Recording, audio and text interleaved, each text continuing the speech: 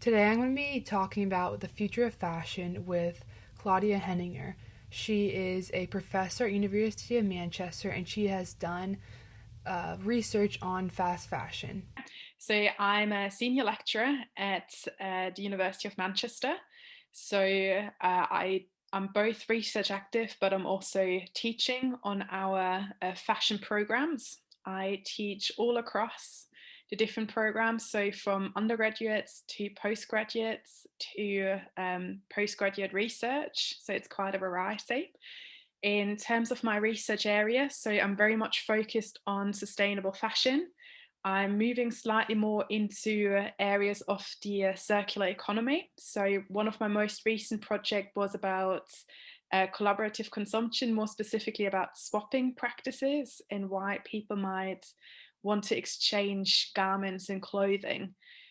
One thing that I want to find out with my research or contribute to is behavioral changes. In terms of consumer research. So just seeing, understanding more what people are currently doing, how they are purchasing garments and what they might be doing, but also seeing whether or not you could influence and kind of like change behavior. And also from an organizational perspective to see what other solutions there might be. Because at the moment, when you read the news, there's quite a lot of talk about the fast fashion paradigm that is not particularly sustainable. So just seeing if there's any other options available also for fast fashion retailers to get more engaged. No, thank you. I saw a video of you and you described the slow fashion industry. Could you talk to me about that? Yeah. So slow fashion is often described as the polar opposite to fast fashion. Okay, so for a quick recap, what is fast fashion? It's a super profitable business model where companies make super cheap clothes and sell them like constantly. They're constantly making new clothes and it's all very cheap, so the consumer is buying clothes more often that is of less quality. And so it means that there's not so many fashion collections coming out each year. So they're trying to really reduce it back to the basics. So either having simply a spring, summer, autumn, winter collection, or maybe one spring, one summer, one autumn, and one winter collection. It's also about being more conscious. So slow fashion can involve using more sustainable materials.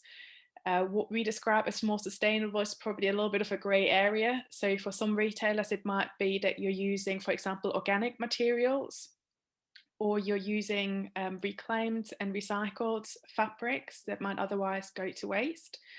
But it's also very much a mindset. So it's not simply the polar opposite to fast fashion, and it doesn't only mean that you're slowing down, but it's more philosophy as well. So there's quite a lot of different retailers who could fall within the slow fashion industry.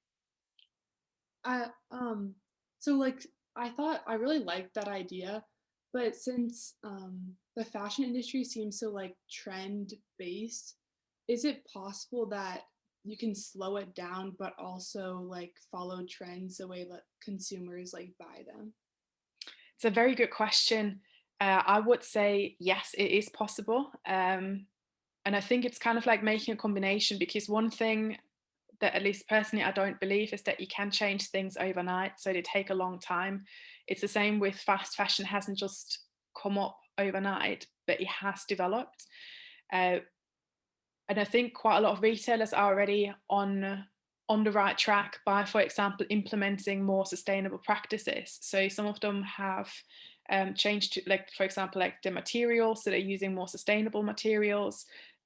Others have also changed like other practices that they're doing, for example, like opening up collection boxes where you can just donate your garments. Um, is it possible and still being trend led? Yes. There's quite a lot of different, for example, like individual designers who, for example, one of them that I'm thinking of, they only got, let's say, four different types of dresses, and they only produce a very tiny number of those dresses. So it's almost unique.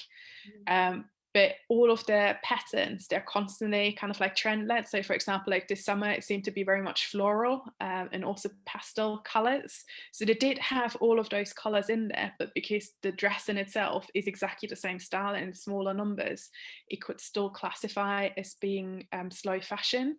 They're also sometimes bringing back the same dresses, also it's the same fabric, but maybe like a year later, and just like say, oh, it's a revival of, you know, like Yeah. 5 years ago, what you've done. So I think it is possible, but it just takes a longer process to actually like slow things down, and maybe also do almost a hybrid model where you have basics and more classic kind of like items, and then you can still combine it with a couple more trend-led pieces.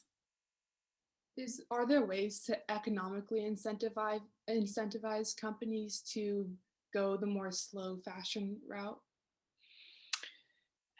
Very good thinking. So I think yes, there are some incentives. There is also more and more legislation that is coming out, that will certainly impact the fashion industry.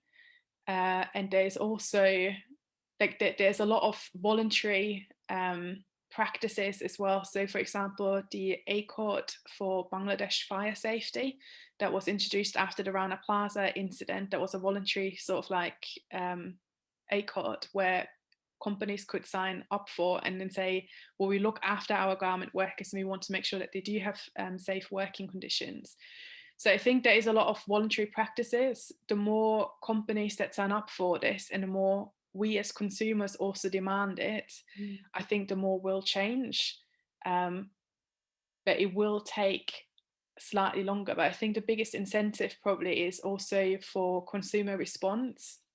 So one thing, and I don't want to talk too much about the pandemic, as is still quite recent, but I think one of the things that came out, especially from reports around surrounding the pandemic and the fashion industry, is that a lot of consumers are more conscious now about what they're actually purchasing, because some of them have slightly less to spend. And when they're wanting to spend the money, they want to spend it on something that is meaningful to them. So again, I think it's looking at those retailers, and they need to respond to those changes in consumer demand. Mm. Are well that reminds me of like another question I had of how expensive sustainable fashion can be. And I mean I would think that the more sustainable brands there are, the less expensive it would be. But are there ways now for like consumers who want to be conscious of like everything for them to not have to pay so much money? Yeah, I think money is always like one of the key kind of like barriers to it. There are some brands that are not as expensive, and still have sustainability in them. So from my own research, one of the quotes that has always stuck with me is that somebody said, even though I do everything 100% sustainable, I've only got a consumer base, let's say, of 500 people. So it's Mm. a very small kind of like amount of consumers that it can influence. But if a fast fashion retailer would do something, and even if it's just the tiniest bit, they've got millions of followers and millions of people who buy into it. So by saying this, there's a lot of high street brands that, for example, now use recycled materials in their collections. They have organic lines. They collect garments as well, and also give you incentives where you could, for example, buy the more sustainable lines. And whilst these are not, I would say, 100% sustainable, I mean, like nobody is 100% sustainable. There's always like something that could be improved. Um, but it is a step forward, and it's also for someone who, for example, says, right, I actually need to look after my money and I need to be very conscious where I'm spending it. They could still do their part by, for example, saying, right, if somebody offers a collection, let's say leggings, where there is 30% recycled materials in them, I buy that one versus something that has been made out of 100% virgin materials. So there is ways around it to be more sustainable. There's also different ways of shopping. If you, for example, say, maybe I don't have to necessarily shop first hand, but second hand, like, or just renting even might also be an option. So there is alternatives as well. But I think it also depends a little bit on the consumer. It depends on their background as well to sort of like see how far they want to get engaged. Do you think it's possible that sustainable brands could move to a space where they are as accessible and affordable as fast fashion is now? I would very much hope so. Whether or not this is truly possible, I'm not sure. But I think if everybody makes an effort, and as you said, like if everybody combined says, right, we are doing this as the bare minimum, then it's a new norm for the industry. So it doesn't matter what you're doing, but you have to do it. So I'm hoping in the future, yes, it will be more accessible, and hopefully with technology progressing and there being other options available, this will be possible as well. Would do you think there's government stepping in, creating like regulations or something?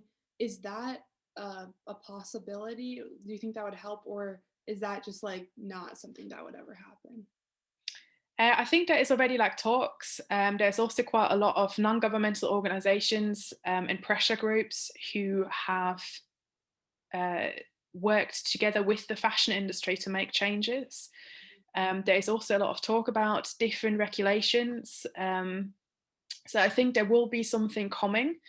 It is very difficult to implement something globally because every single country has got their own legislative kind of like surroundings and baggage in one way or another. So it might be very difficult to do it across the supply chains.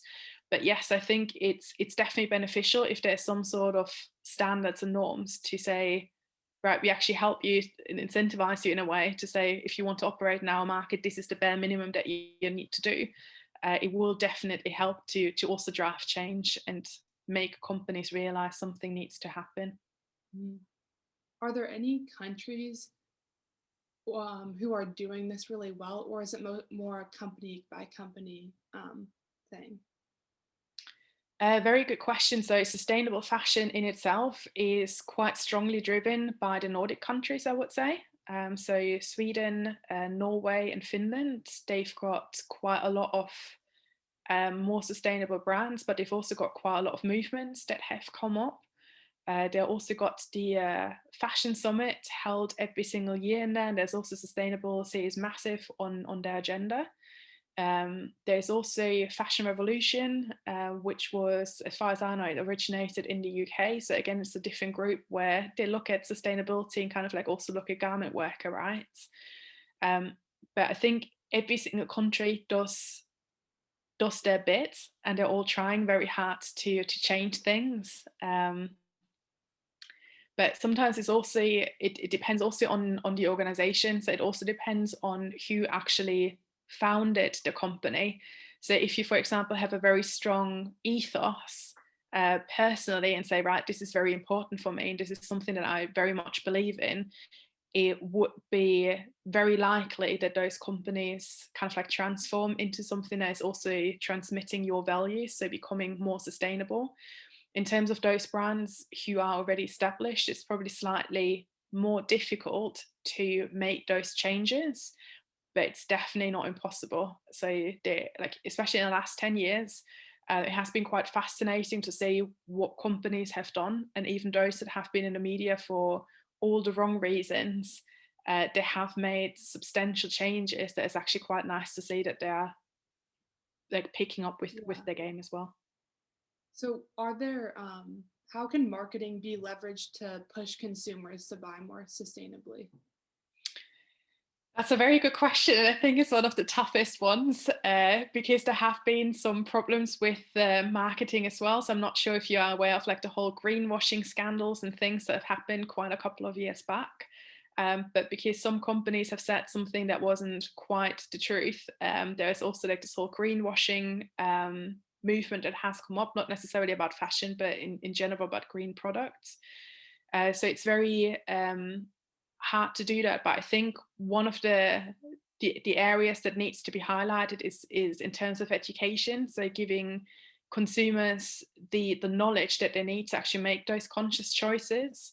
It's about discussing different opportunities, but also highlighting what might be alternatives. So I think, especially with if you look at marketing, if you look, for example, at celebrities or at influencers, there's a lot more who actually talk about sustainability and slow fashion.